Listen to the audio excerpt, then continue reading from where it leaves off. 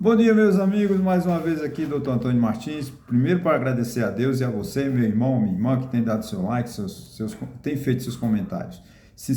Obrigado aos 463 amigos que se inscreveram no meu canal. E que, se você ainda não se inscreveu, corra e se inscreva. É de graça, não custa nada. Meu muito obrigado mesmo. Eu que deixo aqui o meu e-mail, meu telefone, caso entre em contato, queiram entrar em contato comigo, fiquem à vontade. O título de hoje é o seguinte: eu vou falar de três assuntos, mas eu dei título sobre o primeiro. A culpa é de Arthur Lira. Pois bem, esta semana a Câmara dos Deputados foi palco de uma bagunça, né, provocada pelos deputados que estavam numa reunião, né, do Conselho de Ética, cujo objetivo era cassar ou não o mandato de um deputado. A confusão foi generalizada entre dois parlamentares de Minas Gerais, né, o Janones, que era o réu, no caso, o acusado, e o outro também, Nicolas Ferreira, né, e parece que respaldou por um tal de José Trovão, que eu nem sei, é tão insignificante que eu procuro nem saber de onde ele é, de que estado ele representa. O fato é que Arthur Lira não terá moral de presidir a Câmara dos Deputados se não tomar medidas duras contra a baderna criada pelos parlamentares esta semana na Comissão de Ética da Câmara dos Deputados. A baixaria é culpa exclusiva do senhor Arthur Lira, que é quem preside a casa. Ele tem que impor respeito. Existem normas, o regimento interno tem que ser cumprido. O problema é que ele, para defesa dos seus interesses, faz acordo com tudo que não presta para manter os votos, para garantir a sucessão do seu substituto em 2025. Isso é lastimável. É uma vergonha.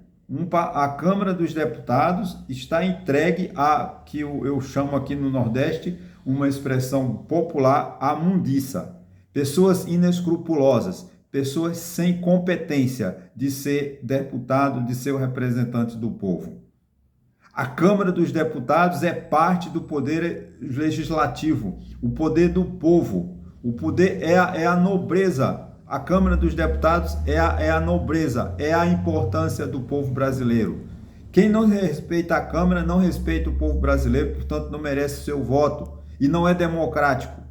A Câmara é um local de troca de ideias, mas não de desafetos e de xingamentos e baixaria, como esses dois parlamentares fizeram esta semana. 2 ou 3 parlamentares fizeram esta semana. Isso é falta de pulso, é falta de honestidade, é falta de competência, falta de moral do presidente da Câmara e seus auxiliares, que tem que tomar medidas urgentes severas contra esses parlamentares, para dar o exemplo. Agora, se esses vão passar o pano, o que é que vai acontecer? Outros episódios vergonhosos irão acontecer.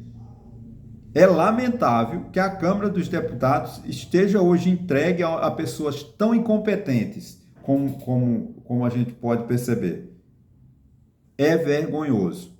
Fica aqui o meu protesto como cidadão. Votei para deputado federal, meu deputado de Pernambuco, né? E eu tenho certeza que ele vai torcer, vai trabalhar para esses deputados serem ou expulsos com seus mandatos cassados, ou então que sejam muito bem punidos para que sirva de exemplo. Essa oposição ridícula do pessoal do PL e outros agregados está vergonhosa, está desmoralizando o poder legislativo. Bolsonaro ficou 4 anos tentando desmoralizar as instituições, mas ele perdeu a eleição. A oposição tem que encontrar o seu rumo, tem que encontrar o código de ética da Câmara, o regimento interno da Câmara e respeitar os cidadãos. O senhor Nicolas Ferreira e o senhor Janones não respeitaram o cidadão brasileiro. E outro pior ainda, o tal do o falso deputado, que parece que puseram, segundo informações, um distintivo parlamentar que só pode ser usado por quem é parlamentar. Um candidato a prefeito de São Paulo. Só para afrontar o Boulos, parece que era o relator desse processo, que teria a chance ou não de cassar o mandato do deputado mineiro. Não estou aqui julgando o mérito, se foi a favor, se sou contra. Não estou aqui. A defesa do Boulos é correta. Existe um processo no STF. Vamos aguardar a decisão judicial. Se o Janones for cassado, considerado julgado e culpado no Supremo Tribunal Federal, automaticamente perderá o mandato. Então, por esse lado, eu defendo o Boulos. Agora, não defendo a zona, a bagunça que foi criada, provocada por esses parlamentares.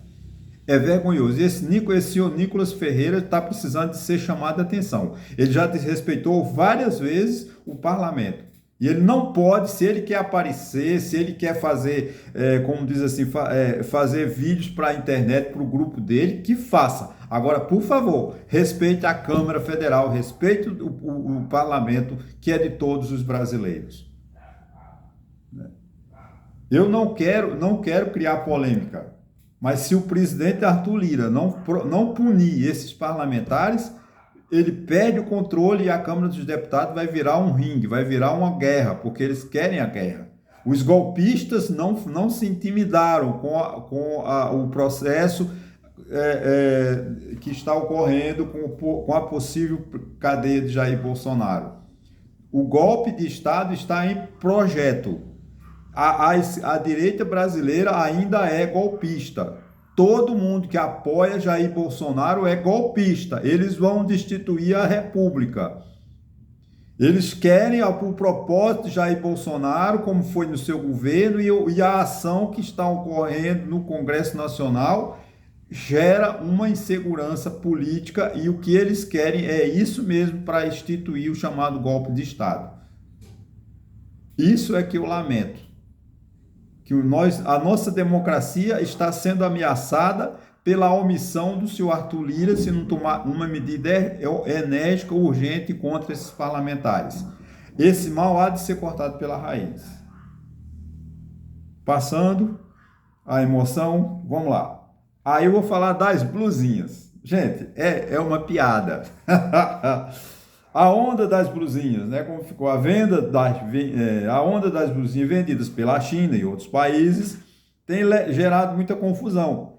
Parece que até a esposa do presidente da República saiu em defesa da não tributação desse tipo de compra.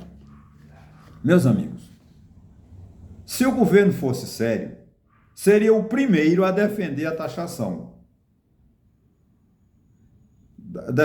dessas mercadorias, que custam até $50, 200 e poucos reais hoje. Pois o volume de negócio prejudica o mercado interno. Todo mundo comprando lá, vai encher o mercado interno, que é uma proteção. O mercado interno há de ser preservado, há de ser defendido, até porque ele faz parte na Constituição Federal. O mercado interno é um patrimônio nacional, patrimônio de todos. E essa concorrência desleal, você traz da China imune de tributo. Chega aqui no Brasil, você cobra o tributo. Quer dizer, um empresário brasileiro, ele não tem como concorrer com essas big techs, com essas grandes mercado online. Né? Porque eles só têm o trabalho de receber e mandar da China, encher no navio e mandar. Se é que eles não já têm aqui no Brasil grandes depósitos. Então é correta a medida de taxar essas mercadorias. Mas, gente, garante o mercado interno. E outra coisa, a receita, que é muita receita de tributação, faz bem ao Estado, faz bem à União, faz bem ao município. Porque o Estado precisa de receitas tributárias para pagar suas despesas.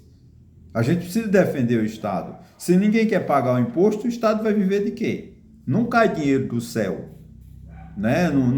Deus não vai emitir moeda no astral e dizer vale para o Brasil. Se fosse assim, ele fazia para a Argentina, ele fazia para a Grécia, quando teve crise, resolveu o problema da crise de 2008.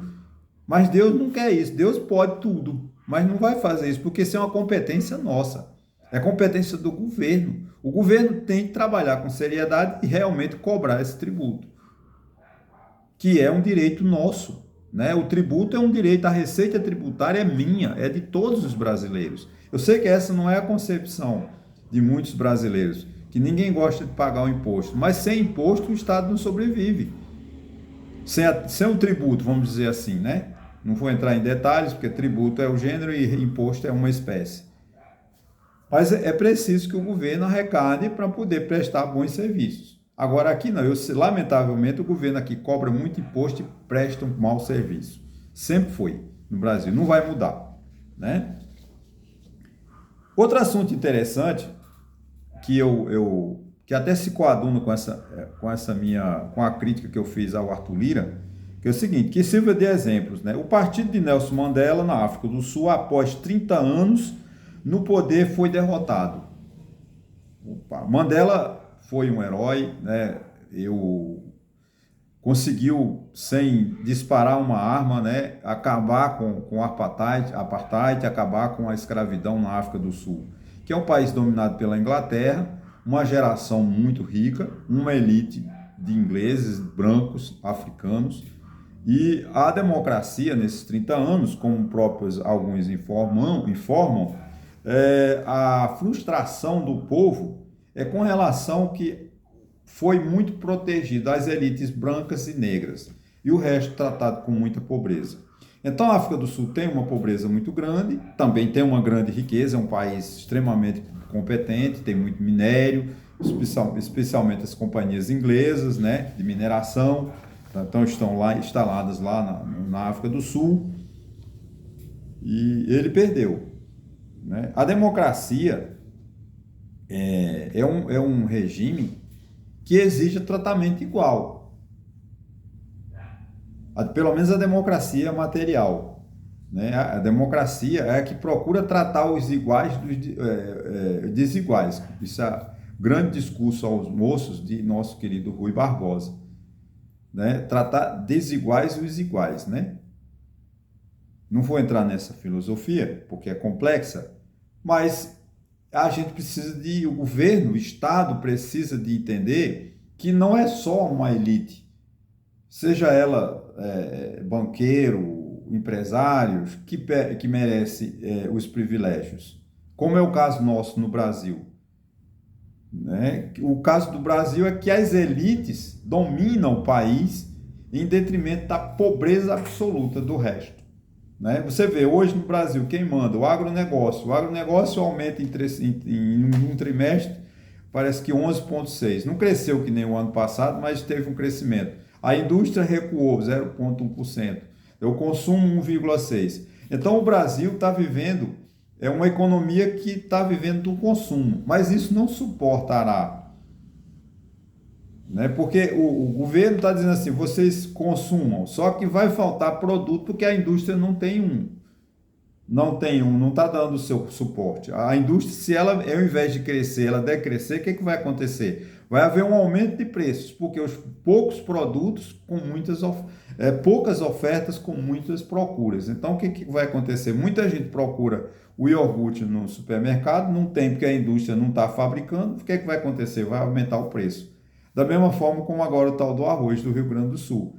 A calamidade do Rio Grande do Sul destruiu a produção de arroz, o que aconteceu? O arroz está aumentando exageradamente no mercado e vai sumir em algumas capitais. Aqui em Santa Cruz de Caparibe, o preço do arroz está exorbitantemente elevado. Se ficar nas prateleiras, mesmo caro, tomara que fique, mesmo caro para quem puder comprar. Agora, o problema é que o preço está muito alto. Isso não é democracia.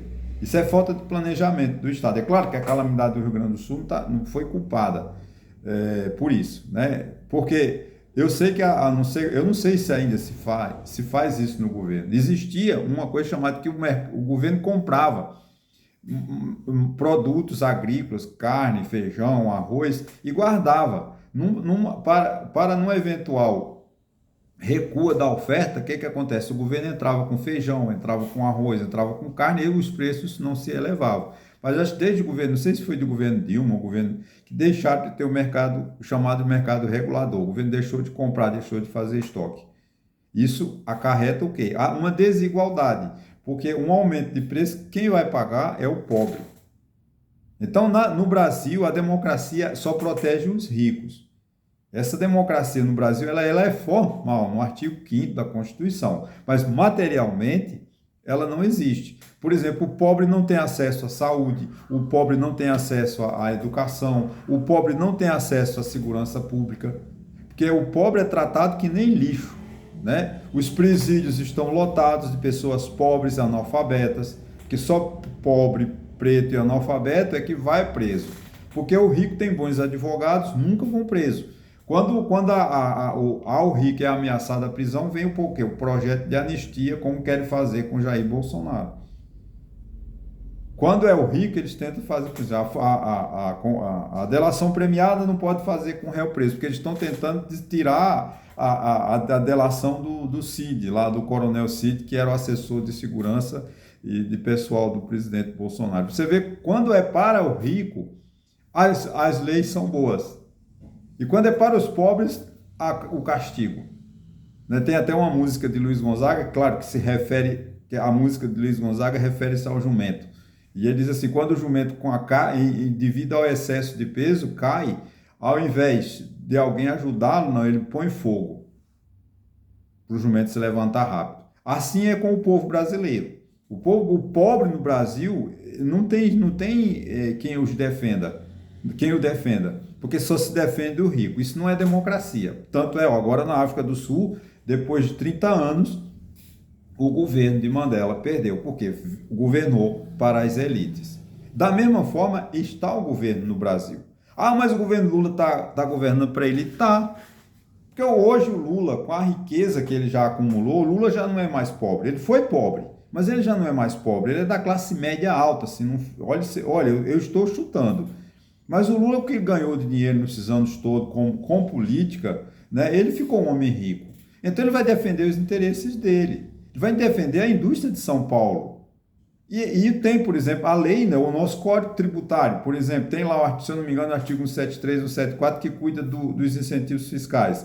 A quantidade de incentivo, 540 bilhões de reais que o governo, por ano, que o Lula não pode tirar, né, não é culpa de Lula, 550 bilhões, né, de reais que o governo deixa de arrecadar para que poderia pegar esses 550 bilhões e fazer política para beneficiar o povo pobre, não, ele dá para os ricos, para os empresários manterem as suas empresas ganhando dinheiro sem concorrência, sem tributação. Essa é a grande realidade. Só o Estado de São Paulo, se eu não me engano, acho que são 70 bilhões por ano que o Estado de São Paulo dá a empresário de São Paulo para fazer o que... E nem sempre esses empresários são competentes. É só você ver a questão agora da imunidade dos 17 setores da economia, da contribuição social. O pobre não tem acesso ao SUS, o pobre não tem acesso à saúde. Para quê? Para o empresário não pagar previdência social. As prefeituras que pagavam 20 querem pagar 8. Para quê? Para não pagar... Quando as prefeituras deixam de recolher para a previdência social, o que acontece? Vai faltar remédio no SUS. Vai faltar equipamentos como perna mecânica, braço mecânico, cirurgias de alta complexidade que não vão fazer, porque não tem dinheiro e é pobre. Pobre não precisa de ser bem tratado. É assim que o serviço público pensa. Quando o serviço público vai fazer alguma coisa para atender o pobre, você põe de péssima qualidade, porque o pobre não precisa de bom tratamento. Uma vez eu discuti com um ex-vereador, um ex-prefeito da cidade de Taquaritinga do Norte, que a polícia agressiva, agredindo, né, no sítio as pessoas, trabalhadoras, pessoas honestas, e eu critiquei a polícia. Ele disse, não fale que a polícia de Pernambuco é ruim, porque senão o povo não pode saber que a polícia é ruim. A polícia de Pernambuco é violenta, como é a política de São Paulo, como é a polícia do Rio de Janeiro, sempre violenta. Lamentavelmente, eu quero uma polícia competente, eu quero uma polícia bem remunerada, eu quero uma polícia bem paga, uma polícia técnica. Agora, eu quero uma polícia que respeite o cidadão. No Brasil não tem segurança pública. Que a segurança pública no Brasil é ser a polícia violenta. Como eu falei no vídeo passado, porque a ojeriza do governador de São Paulo a questão das câmeras no uniforme dos policiais.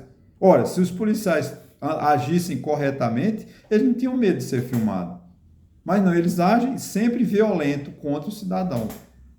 Ah, Antônio, você quer... Não, eu não quero que a polícia distribua as flores. Eu já falei isso várias vezes. Mas eu quero uma polícia que respeite o cidadão. Infelizmente, ela não atende. Por quê? É falta que a sociedade brasileira não entendeu isso, porque é uma sociedade escravocrata. A sociedade brasileira ainda estão pensando em 1887, 1880, 1822, quando o negro era tratado que nem lixo. Não mudou a concepção social do Brasil. O Brasil de 1821, ela continua sendo uma sociedade escravagista.